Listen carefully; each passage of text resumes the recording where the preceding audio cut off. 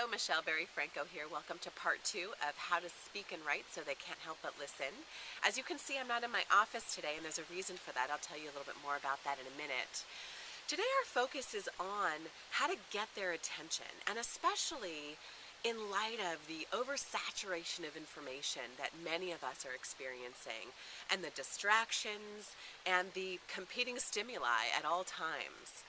So we really are charged with, we have a big job trying to get the attention of people who are reading and listening to our messages.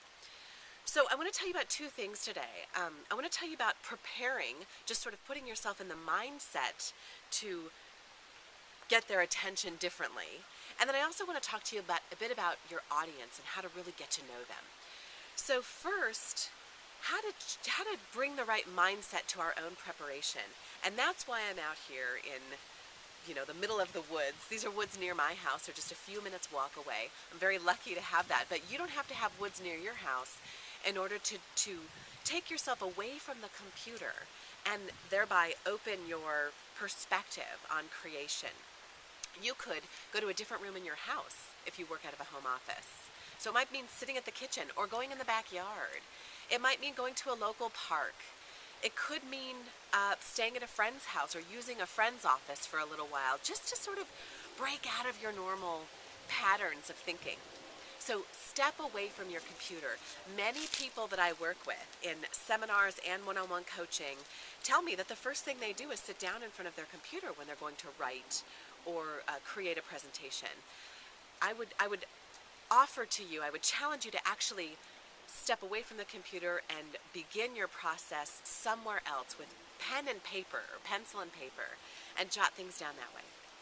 Okay, and now for another thing that will dramatically change the way the kind of content you bring to the table, do a deep, what I like to call an archaeological dig on who will be in your audience, who will be reading this, who will be listening to you, and what do they care about? This is an often missed step, and it's very unfortunate because this is the opportunity to absolutely blow their mind.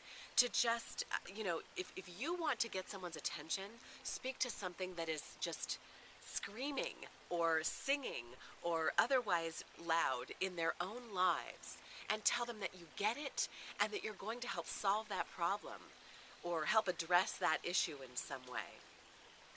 So a good deep dig on who they are, what they care about, will transform the way you share what you need to share.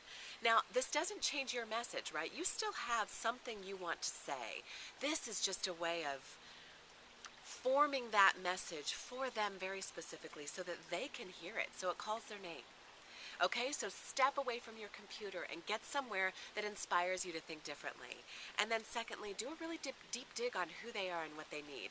You will find on this page a PDF, a worksheet that will help you explore who your audience is and some ideas on ways of getting away from your computer and other ways of creatively thinking about a project like writing something meaningful or creating a speech. And I'm so glad you were here today. I look forward to being in touch again in a couple of days. You'll have a couple of days to work on this. As always, I'm a reply away. I'm an email away. So just please let me know if there's anything I can answer for you or you want to bounce around ideas. Take good care. See you next time.